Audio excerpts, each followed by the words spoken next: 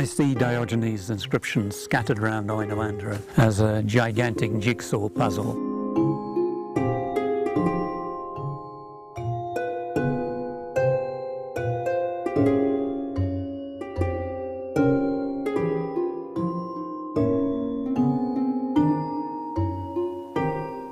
Burası yani bizim için çok değerli. Bu Inoandaa Antik Kent 1973 yılından beri bizim aile tarafından korunmaktadır. Bulduğum yazıtları Martin Ferguson Smith'e gösterdiğim zaman işte o cebinden çıkarır, bana bir tane şeker verirdi, sevinirdi.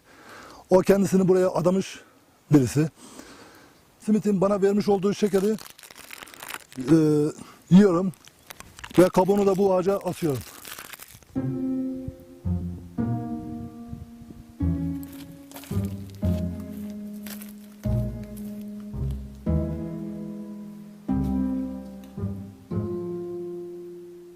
Inoandaa çok yüksek bir yer. Biz yaklaşık 1400 metrede yükseklikte yiyoruz. Inoandaa Likya bölgesinde kuzey kenarda kalıyor. Inoandaa öğren yerinin diğer öğren yerlerine göre bir ayrıcalığı var. Bahsettiğimiz kitabeler. Biz bu Diyojen yazıt tanıyoruz. His inscription is written in a way that it can be read by someone who has not studied philosophy. O çok ilginç bir şey çünkü antik dünyanın en büyük yazıt tahmin edebiliriz. Martin Smith estimates that it was large between 65 and 80 meters. Onun yükseklik yaklaşık 3 metre 60 santim tahmin edebiliriz. If Diogenes had lived today, he would undoubtedly have used the internet to propagate his message, and it would have been a lot easier and cheaper than doing it the way he chose to do it.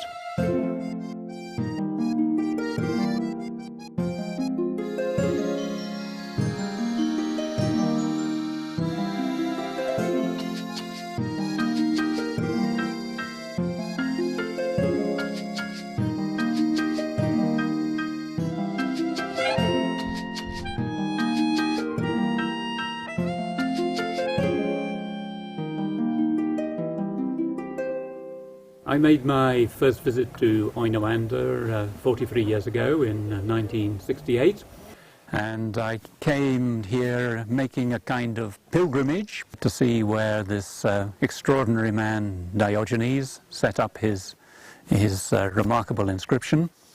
In the 19th century, French and then Austrian investigators had been here and found 88 pieces of the inscription, but then there had been no further work. There is no other philosophical inscription of this extent anywhere in the ancient world.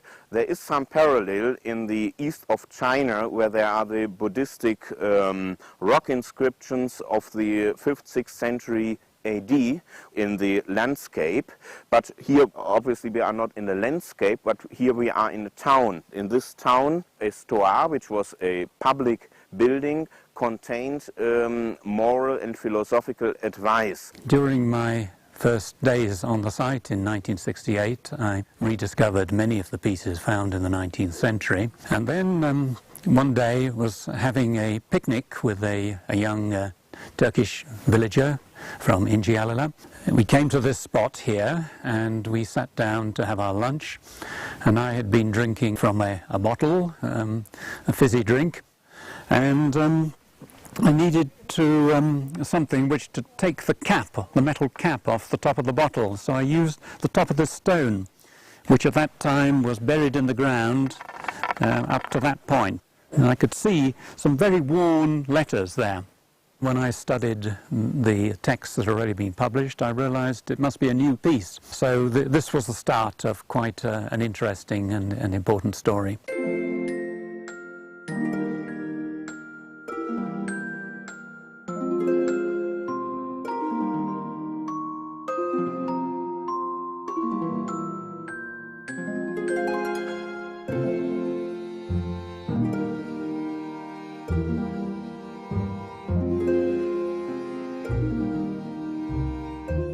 Daha önce bir Diyojen tanımıştım. Hani Büyük İskender'e gölge etme başka ihsan istemem diye rest çeken. O Inoandaa'da başka bir Diyojen'le daha tanışmış oldum. Derdini koskoca bir duvara döken. Her iki Diyojen'i de pek sevdim ben.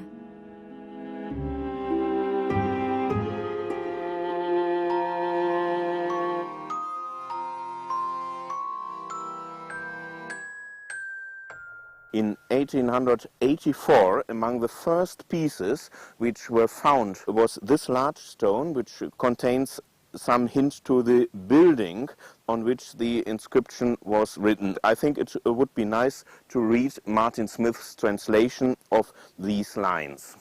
Having already reached the sunset of my life, being almost on the verge of departure from the world on account of old age, I wanted, before being overtaken to death, to compose a fine anthem to celebrate the fullness of pleasure, and so to help now those who are well constituted.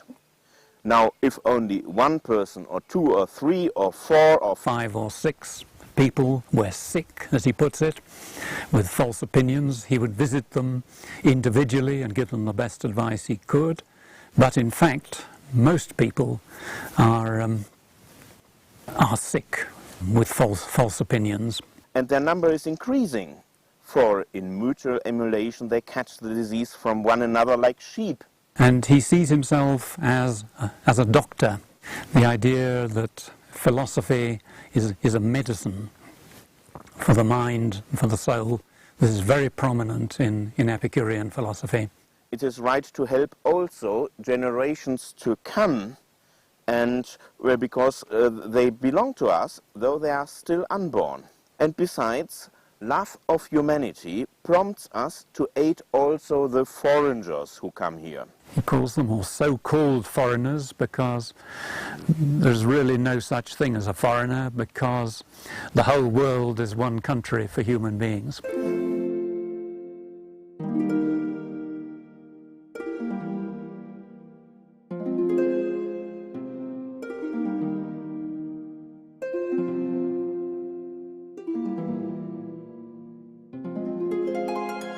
Bu bir ardıç ağacı. Bu tarihi kentte bunlardan çok fazla var ama eteklerinde bunlardan yok. Eteklerinde, genelde dağın eteklerinde pınar çok fazla. Cırık bunların tohumlarını yedikten sonra cırık kuşunun dışkılarını bu yere dökülüyor. Yerden baharın, yani toprağın ısınmasıyla birlikte bunlar fidan haline gelerekten yeryüzüne çıkıyor. Yani cırık bunsuz olamıyor. Bu da cırıksız olamıyor.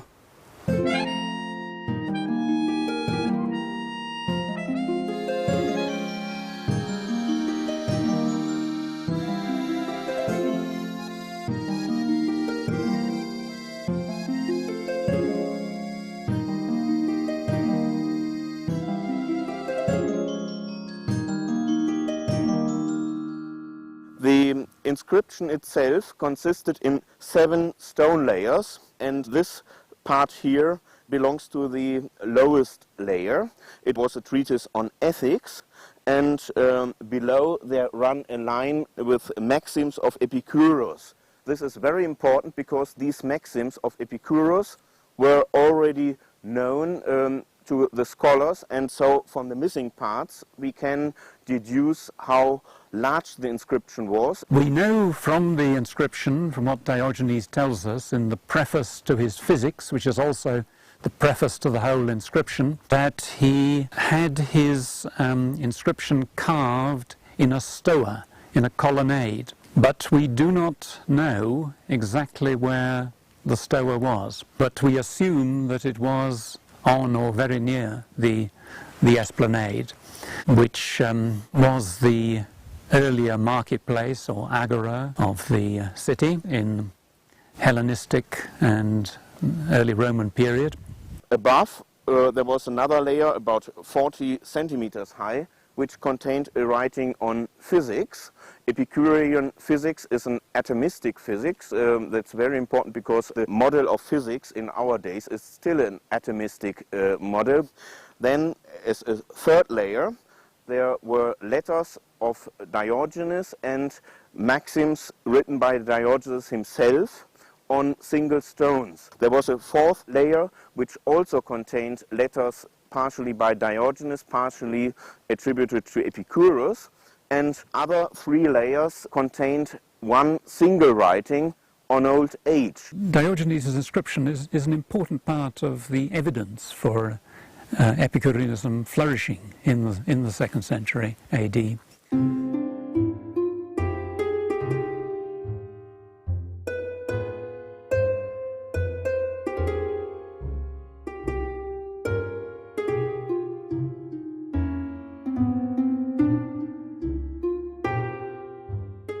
Οινοanda 2300 yıllık bir geçmişin izlerinden yola çıkarak hayatlarına dair tahminlerde bulunmaya çalışmak, dağlar tepeler aşmak, gölgede soğuk terler döküp güneşte yanmak, anlayamadığımız yazılara uzun uzun bakmak ve hala anlayamamak, Diyojen'i, Epikür'ü merak etmek, ardıç ağaçları arasında yürümek demek.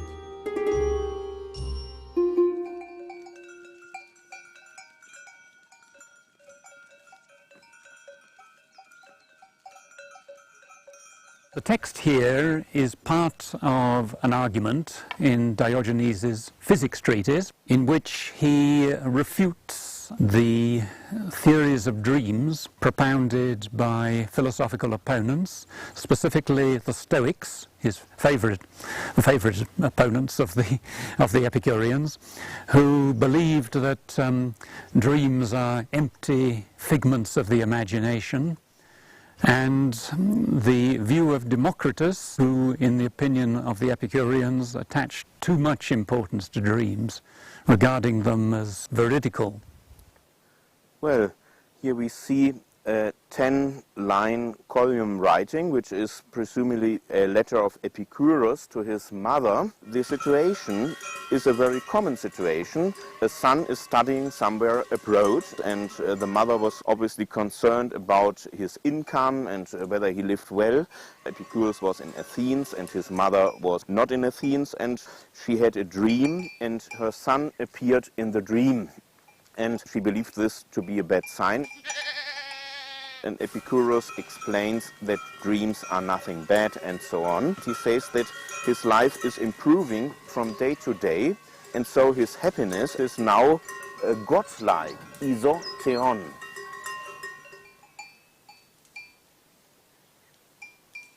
And the Epicurean position was intermediate between those rival views.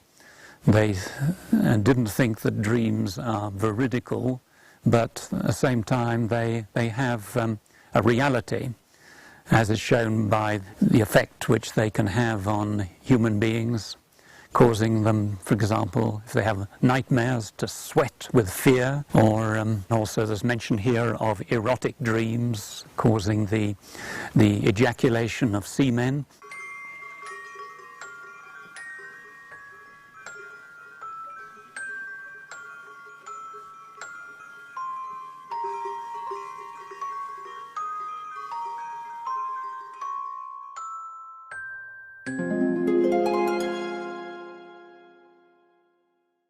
Martin simidi severiz.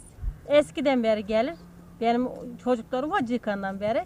The villagers in Ingialala were very friendly and hospitable and kind to me. Geldiğinde dağa gider, sabahleyin erken gelir. Asalarını bana bırakır. And when returned to the village, I was given innumerable glasses of tea, and sometimes when I went up the hill, I was given hard-boiled eggs. Teşekkür ederim der, eline sağlık der.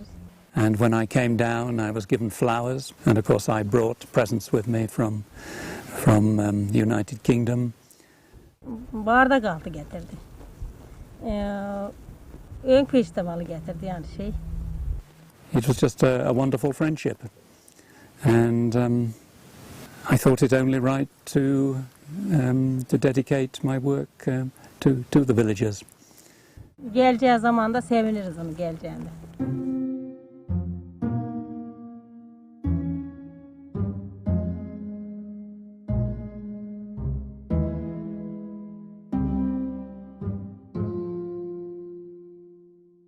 Here our location is called Martin's Hill because Martin Smith in the 17th found many Diogenes blocks around here, and one of the most interesting is this one. It tells us the Epicurean concept of gods, and Diogenes criticizes the traditional concepts of gods as we find it in Homer. So in Homer we have gods who are angry, who don't control their temper. You have in the Greek mythology gods who have to serve other people like Hercules, and Nemesis, who is angry, who is imagined by human beings as being angry. Diogenes is arguing principally against the Stoic view that the god or the gods created the world for the benefit of themselves and of human beings, to be a joint city of human beings and gods. And Diogenes throws scorn on this idea and uses various arguments to combat it, pointing out, among other things, to the imperfections of the world. And in this column, Diogenes states that our ideas about gods and also the representations of gods, the images of gods, should be friendly, and they should smile, so that when we see them, we don't have fear, but we also smile.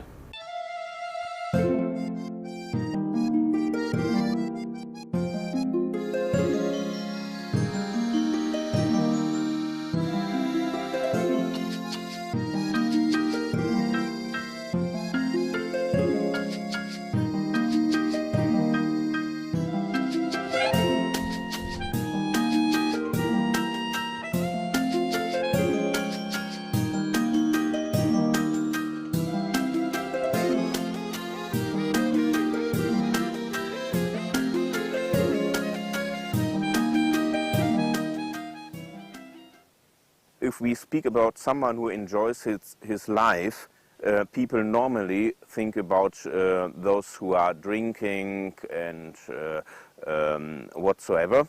But certainly this is a short pleasure, and the day after is not always equally pleasant.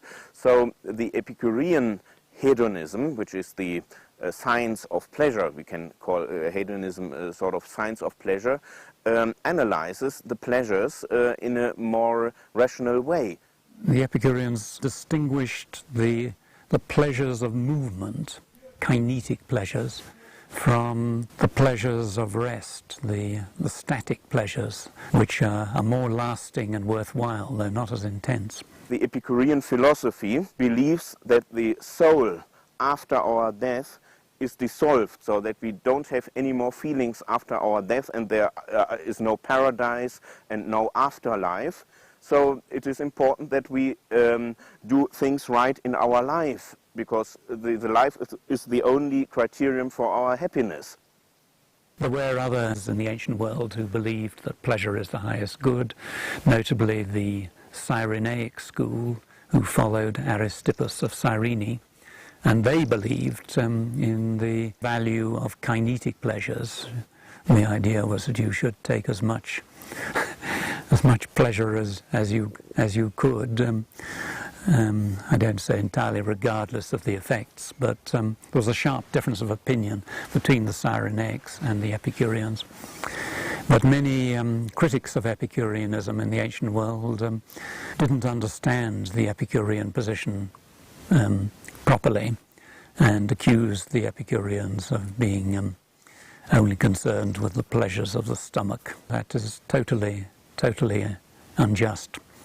Diogenes writes that we just need a bit of bread, we need a place where to lay down, but it should just be of a nature that we don't feel pain afterwards, and we need some clothing, but it can be simple, it should not scratch us. Bodily pleasure consists in freedom from pain, aponia, and mental pleasure is ataraxia, freedom from disturbance.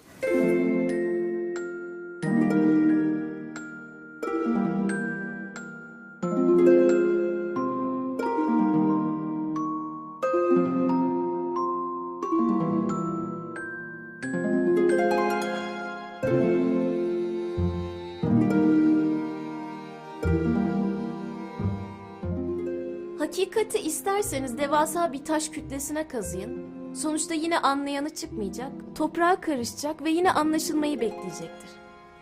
İnsanlar hakikati araştırmak yerine boş inançlarla meşgul oldukça, yıkıntılar arasında dolanmayı, hakikat harabeye dönmeden önce aslında nasıl bir şeydi diye merakla ve hayıflanarak sorular sormayı kaderimiz olarak benimsemeliyiz.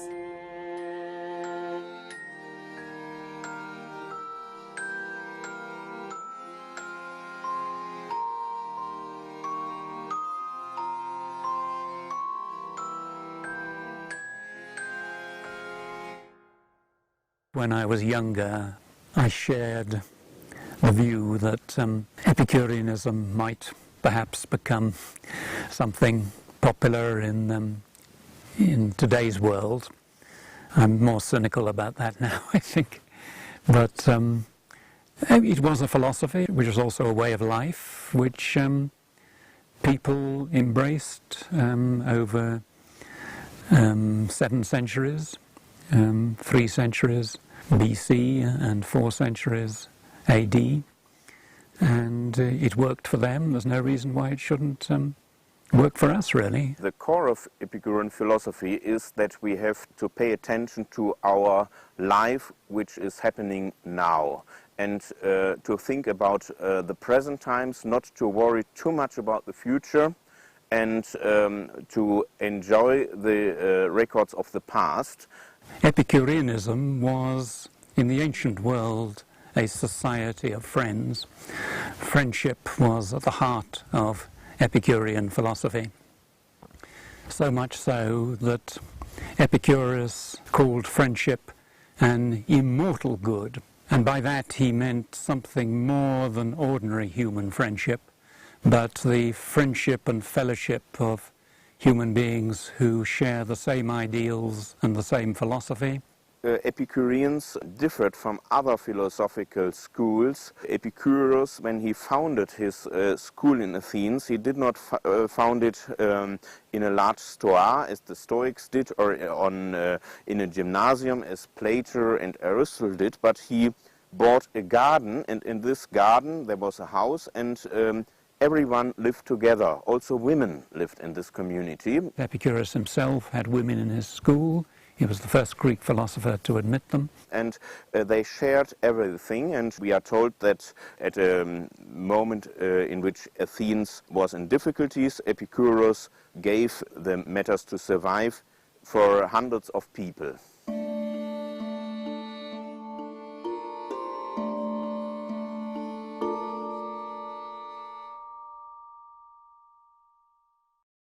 Anadolu'da insanların dileklerinin gerçekleşmesi için ağaçlara bir şeyler bağlamaları bir gelenektir. Ancak bu bir dilek ağacı değil. Çünkü Epikurosçulara göre doğaüstü güçler günlük yaşamla doğrudan ilgilenmezler. Ancak yine de dileklerimiz ve isteklerimiz bir başka açıdan önemlidir. Epikuros şöyle der: İsteklerimizin bazıları doğadan gelir, bazıları ise boştur. İstekleri yanılmadan incelersek bedenin ve ruhun sükûnu için neye çalışmak ve neden kaçınmak gerektiğini öğreniriz. Çünkü ancak bunların ikisi birden mutlu bir hayatı meydana getirirler.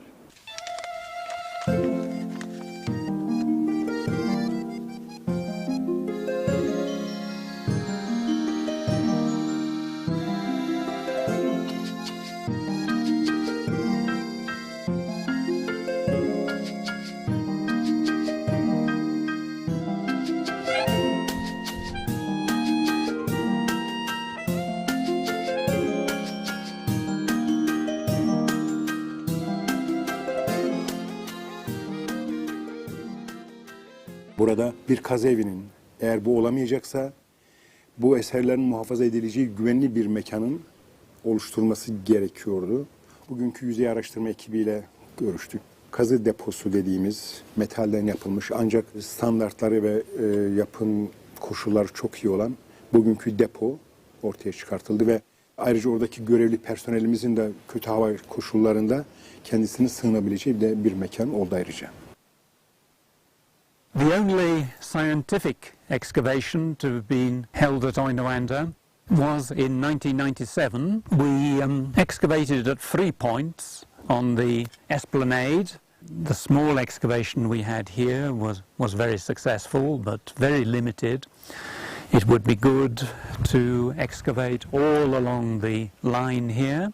Mimarlık, yazıt arasındaki ilişkileri biraz daha aydınlatmak istiyorum. Gerçi doğal yapısı itibariyle orada kazı yapmak çok kolay bir şey değil. Yani ekonomik açıdan, ulaşım açısından. Ama bir kazı yapıldığı zaman zannediyorum ki Oynanda öğren yerinin geçmişiyle ilgili tüm unsurların hala orada olduğuna ben inanıyorum. Büyük bir kazı tabii öyle bir öğren yeri tamamen değiştiriyor. Mesela bütün eski ağaçlar kesmesi lazım. Demek bu hiç elememiş doğal yer çok değişiyor. Onun için biraz şüpheliyim. Belki küçük sondajlar bize gayet iyi bir sonuç verebilir. Diogenes' inscription is not the only important thing at Inoanda.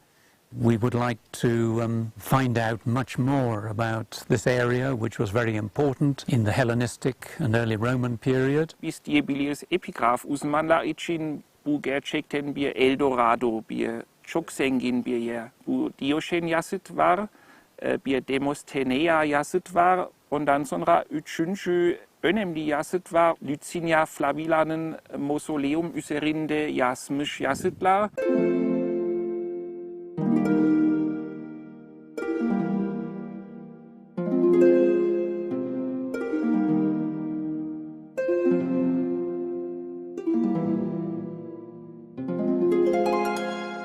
Inoanda bana güzel bir bina keşfetme şansı verdi ve geleceğe ilişkin yeni bakış açıları bulmak konusunda umut veriyor.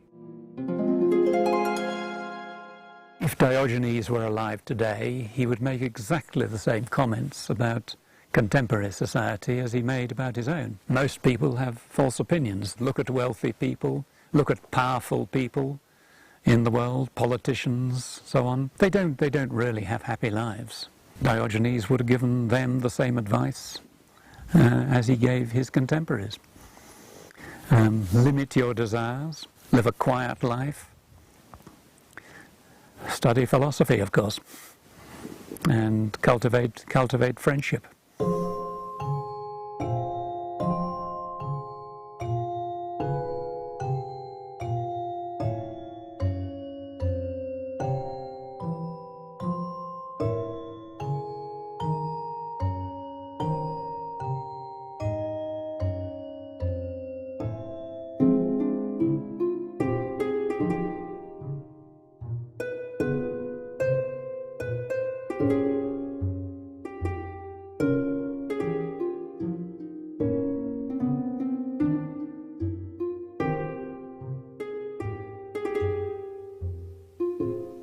I was working on the hill some way away over there, and my young Turkish villager friend came back saying, "Martin Bey, yeni taşla buldum."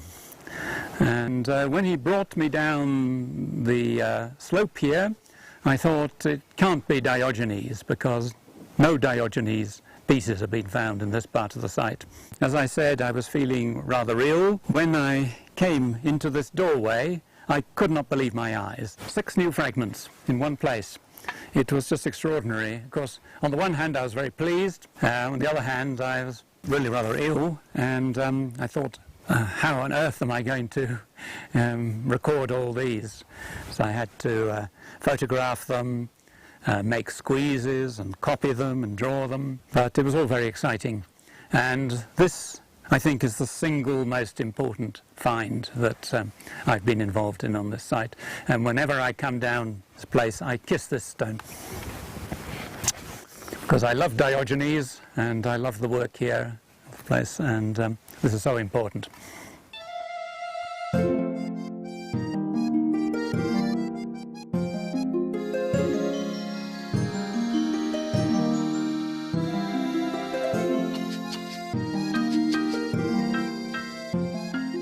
Ağaçtaki kağıtları taşıyan bu kırmızı klasörü bir yapboz gibi görüyorum şimdi.